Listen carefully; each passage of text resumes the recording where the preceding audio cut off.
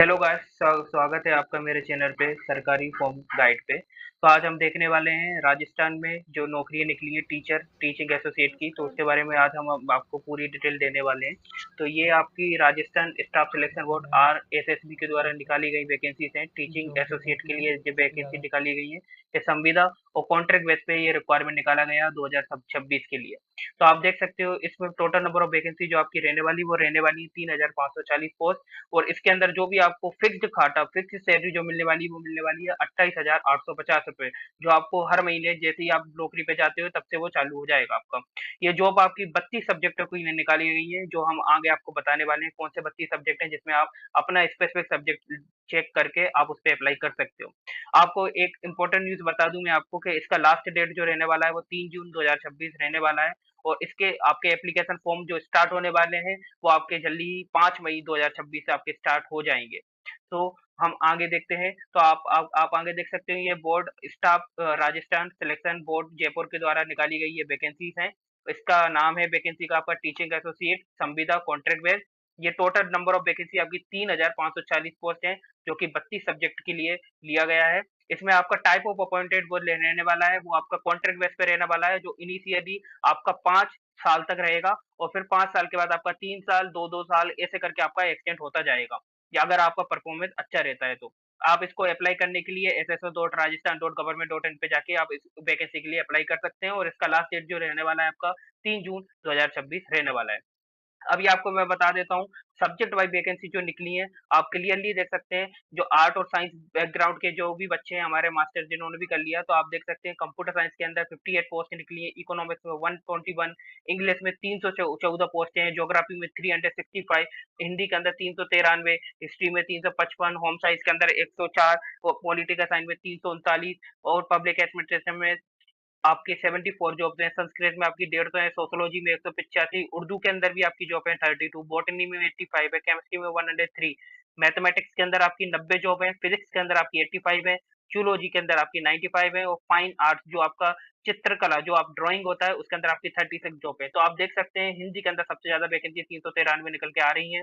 अभी आप देख सकते हैं कॉमर्स और एग्रीकल्चर जिसका भी बैकग्राउंड है उसके लिए जॉब आपके लिए बता देता हूँ मैं। ABST जिसने भी एडमिनिस्ट्रेशन बिजनेस करा है उसके लिए 30 जॉब है। उसके बाद बिजनेस एडमिनिस्ट्रेशन है जितने भी मास्टर्स करा है उसके लिए 30 जॉब है। EAFM के लिए भी 30 जॉब्स हैं, लॉ के लिए भी 33 हैं, हॉरिजॉन्टल साइंस के लिए 44, एग्रीकल्चर इंजीनियर के लिए 43, एग्रीकल्चर इकोनॉमिक्स के लिए 43, एग्रीकल्चर एक्सेशनल कम्युनिकेशन 44, क्रॉप साइंस के लिए 43, एनिमल साइंस के लिए भी 43 है, और ईटोमोलॉजी जो कीट विज्ञान होता है उसके लिए 43, और जेनेटिक एंड प्लांट ब्रीडिंग के लिए भी 43 आपकी जॉब्स निकाली गई है।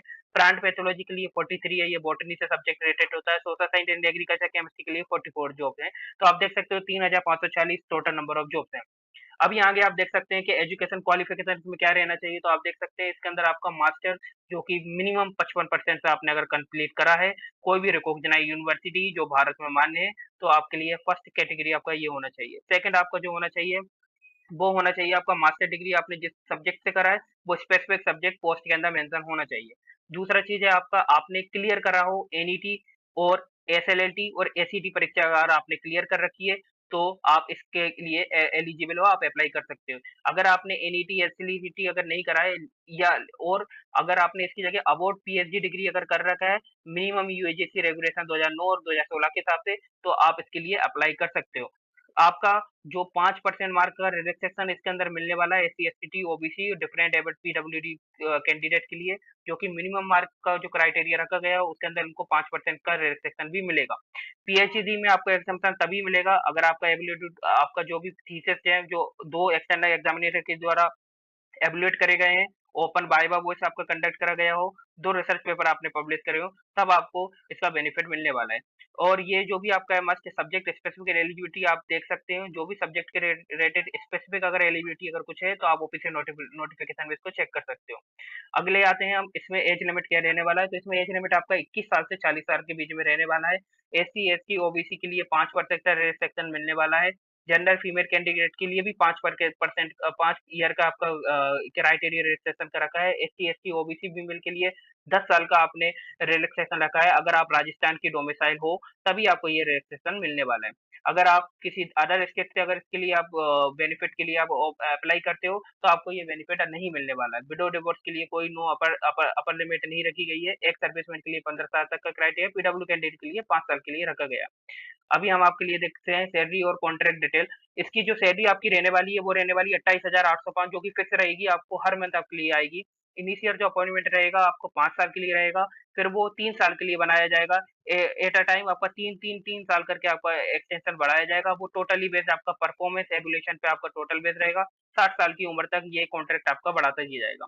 ये परमानेंट गवर्नमेंट जॉब नहीं है, ये स्टेट गवर्नमेंट के द्वारा आपका सैलरी जो रहेगा वो रिवाइज कर दिया जाएगा टाइम टू टाइम।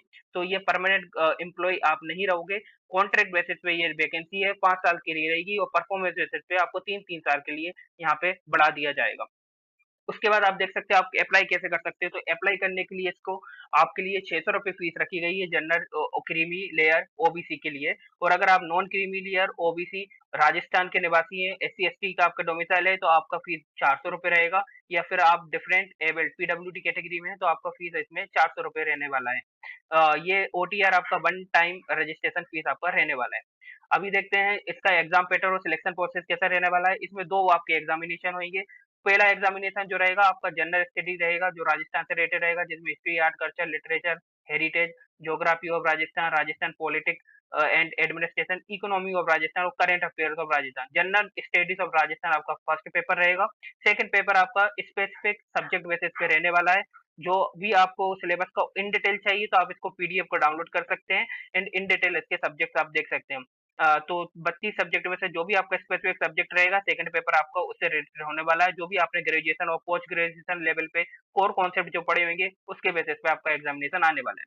इसमें मार्किंग स्कीम कैसा रहने वाला है? इसका मार्किंग स्कीम रहने वाला है कि आपका हर एक गलत आंसर पे आपका 1/3 आपका मार्क डिडक्ट होगा।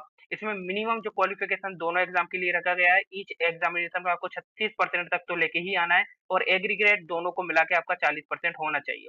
एससी/एसटी के लिए रिलैक्सेशन जो है वो 31% है ईच एग्जामिनेशन के लिए और 35% एग्रीगेट आपका मिनिमम होना ही चाहिए। बोर्ड आपका मेरिट लिस्ट बनाने वाला है, जो भी आपका रिटर्न एग्जाम होने वाला है और उसी को आगे गवर्नमेंट को फॉरवर्ड करने वाला है।